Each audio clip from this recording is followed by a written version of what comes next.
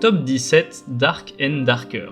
Alors celui-ci, de premier abord, il paye pas vraiment de mine, mais il est très rapidement addictif. C'est un extraction shooter, donc comme en ce moment Ark Raider, qui est plus connu. Donc le but c'est de lancer une game, arriver sur une map, récupérer du loot et réussir à repartir sans se faire tuer par des mobs sur la map ou bien des autres joueurs. Et avec le loot qu'on aura réussi à récupérer, on peut devenir plus puissant pour récupérer encore plus de loot, etc. etc. Bon, le jeu est très chouette, mais il a des assez gros défauts. Déjà en premier lieu, le jeu t'explique pas grand chose et c'est assez rapide d'être perdu, de ne pas trop savoir quoi faire. Alors c'est assez agréable aussi d'apprendre, mais je trouve que dans sa manière de faire ça reste assez sévère. Aussi tout le stockage, le déplacement, d'organisation de stuff, etc. il est pas intuitif et il est pas très agréable à faire. Alors je sais que c'est un peu le point même d'un extraction shooter, mais quand même c'est vraiment un peu le bazar. On a notre coffre qui est plein, alors il faut en acheter un autre avec de l'argent in-game. Pour déplacer, il faut tout drag and drop. C'est assez lourd et c'est assez peu intuitif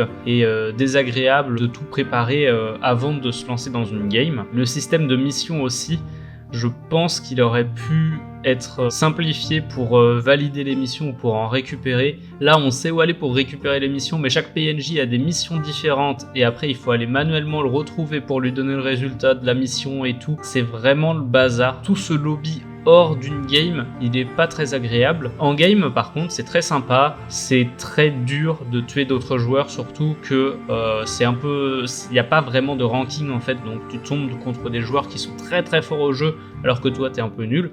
Ça donne un petit côté aussi où tu essaies d'être un peu un rat et de te faufiler sans être vu. Donc ça c'est marrant. Et au final je pense que le jeu aurait pu même être plus haut dans cette liste, mais j'ai pas eu trop l'occasion de continuer à y jouer puisqu'il a eu des casseroles au cul, il a été retiré d'Epic Games. Donc voilà, Dark and Darker c'est très chouette, c'est très addictif, mais il faut s'armer de courage et de patience pour s'y mettre et pour faire des games parce que ça peut être assez rapidement frustrant et les joueurs dans le jeu peuvent être assez toxiques parfois. Donc voilà, je pense que c'est quand même mieux de pas y jouer tout seul, c'est plus sympa en équipe de 2 ou 3.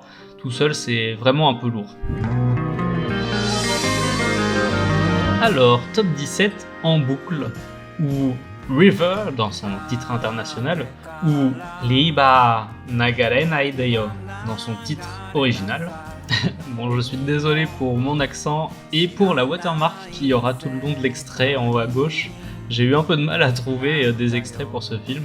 Et donc le film parle d'une petite auberge dans la montagne dans laquelle tout le monde va être coincé dans une boucle temporelle qui fait que toutes les 2 minutes, on revient 2 minutes en arrière. Le film est très chouette, très sympa, il fait un peu petit film innocent, c'est-à-dire que il n'est pas dramatique ou quoi, il peut même être assez drôle à certains moments, et ça c'est aidé par certains personnages, si ce n'est tous, qui sont vraiment caricaturaux et qui aident à la comédie de la chose, notamment les employés qui se disent bon ok, même si c'est une boucle temporelle, il faut qu'on serve du mieux possible les gens qui sont ici à l'auberge jusqu'à ce que la boucle soit terminée.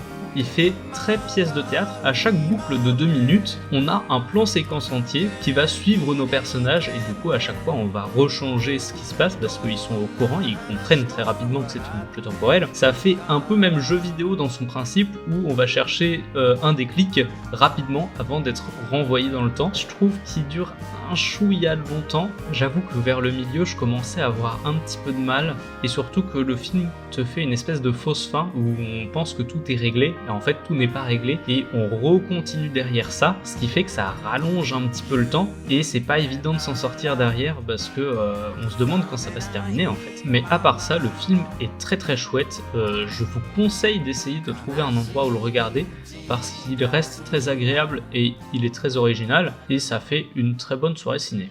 Alors, top 17 en boucle, ou River dans... Attends une seconde.